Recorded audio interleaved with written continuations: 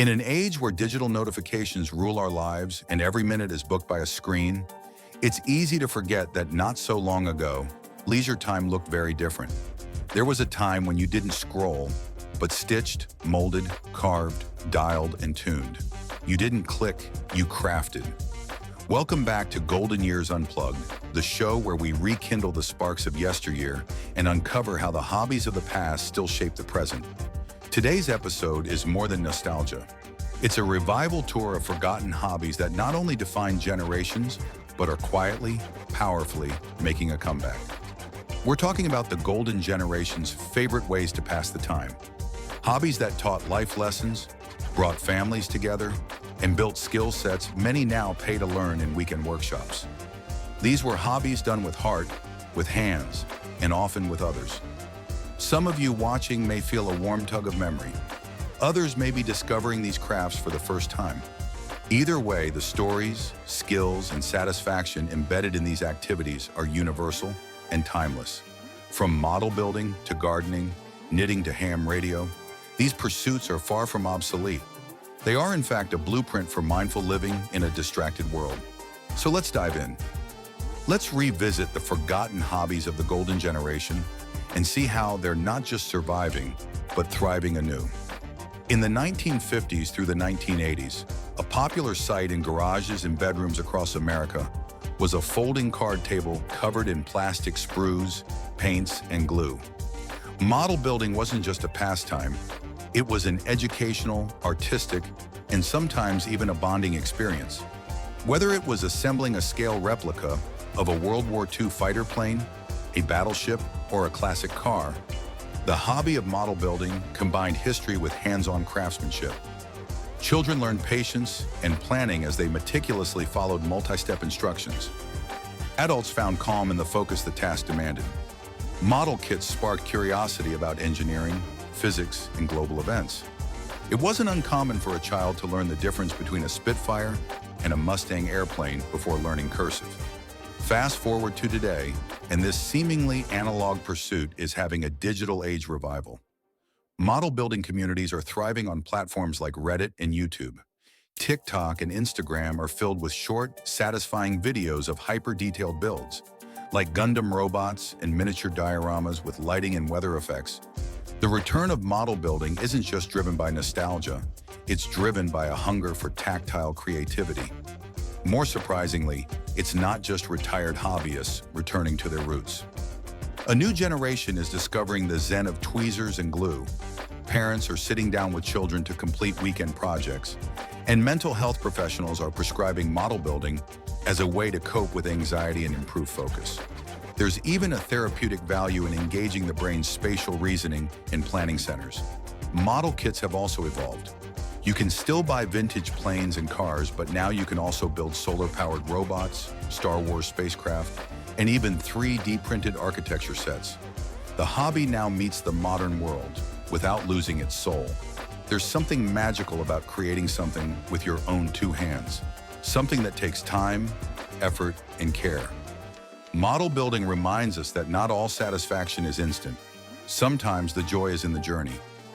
Knitting and crochet, once seen as quiet pastimes reserved for the older crowd, these crafts are now vibrant symbols of mindfulness, sustainability, and creative expression. In the golden years of the 20th century, they were common skills, practical, economical, and passed down from generation to generation. A well-knit scarf wasn't just warm, it told a story. Back then, knowing how to knit or crochet was more than a hobby. It was a life skill. Clothing was expensive, and creating your own pieces was not only more affordable, but allowed for personalization and care. Baby showers featured handmade blankets, weddings included custom lace, and social lives often revolved around knitting circles, where conversation and camaraderie flowed as freely as the yarn from the skein. Today, this craft is experiencing an unexpected renaissance, partly driven by a cultural shift towards slow living, and partly due to social media. Knitting and crochet are being rebranded. TikTok, Pinterest, and Instagram are filled with viral reels of cozy sweaters being stitched in real time, with bold captions like "Made, not bought." There's also a therapeutic side gaining recognition. Doctors and therapists have acknowledged the mental health benefits of these activities. They're proven to reduce stress, lower blood pressure, and even delay cognitive decline. For people of all ages, they offer focus, routine, and that irreplaceable feeling of finishing something beautiful. Many older adults find renewed purpose by teaching these crafts to younger generations, either through community centers, online workshops, or simply within families. Meanwhile, young people are forming new style stitch clubs, combining fiber art with activism, sustainability, and self-expression. Modern knitters are also rethinking the materials.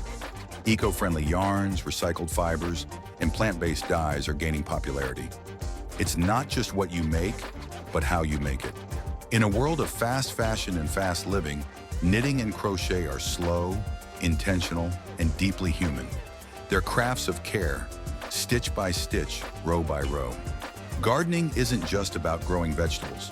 It's about growing peace, patience, and purpose. For generations, especially those who lived through the Great Depression or post-war years, gardening was both a necessity and a cherished pastime. It offered sustenance, savings, and serenity. During the golden years, gardening was more than a way to pass time. It was a deeply personal ritual. Raised beds or backyard plots turned into sanctuaries. Families would gather not just for meals, but for planting days and harvest celebrations. Children learned where food came from, how to nurture life, and the reward of hard work. Elders found in gardening a gentle rhythm that mirrored their own pace. In recent years, gardening has returned with newfound relevance. Urban farming, balcony gardens, community plots, and hydroponic systems are making it accessible to everyone. With rising food prices, a renewed focus on sustainability, and concerns over food quality, many are revisiting this age-old tradition. But the benefits go far beyond what ends up on your plate. Studies show that gardening reduces cortisol levels, enhances mood, and improves mobility. For older adults, it offers gentle exercise and cognitive stimulation. For younger ones, it fosters responsibility and a connection to nature in an otherwise digital world. Gardening also builds community. Seed swaps, garden clubs, and local produce sharing create bonds between neighbors that few modern apps can replicate. It's one of the few hobbies where generations can come together, work side by side, and watch the literal fruits of their labor grow over time.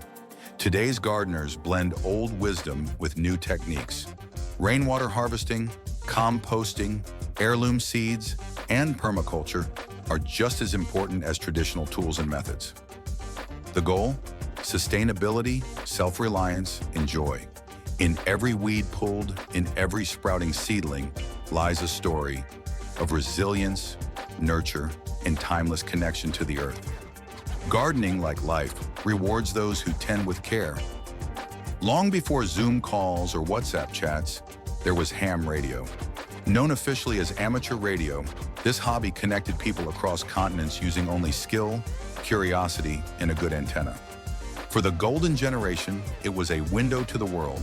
Operators built their own rigs, learned Morse code, and spent evenings spinning dials in search of a faint voice bouncing off the ionosphere. Ham radio wasn't just about the tech, it was about communication, community, and connection. Today, in an era where digital communication is taken for granted, ham radio is having a quiet but powerful resurgence. Natural disasters have highlighted the importance of decentralized communication. In emergencies, when the internet goes down, ham radio still works. Younger generations are getting licensed, experimenting with digital modes like FT8, and even bouncing signals off the moon. It's become a fusion of analog tradition and high-tech experimentation. And like the other hobbies we've explored, it promotes patience, skill building, and global friendship. Some call signs have become legacies, passed from parent to child, with logbooks containing decades of conversations. It's more than a hobby, it's a chronicle of humanity's voice, across borders and time. In a world that's moving faster than ever, it's easy to overlook the quiet, powerful rituals that once brought people together. These hobbies of building, stitching, growing, and reaching out are more than pastimes. They're lifelines. They teach us patience in an age of instant gratification. They reconnect us to our hands, our history, and our humanity. They remind us that joy isn't something to be bought or streamed. It's something you grow, stitch, dial into, or carefully glue together. As we look back on the forgotten hobbies of the golden generation, let's also look forward with curiosity, with gratitude, and maybe with a new project in mind. Whether you're picking up your grandmother's needles, dusting off your father's shortwave radio, or planting a garden in your apartment window, know this: you're not just reviving a hobby, you're continuing a legacy. Thank you for tuning into Golden Years Unplugged. If this episode stirred a memory, sparked inspiration, or simply made you smile, be sure to like, subscribe, and share your favorite forgotten hobby in the comments below. Until next time, keep the craft alive.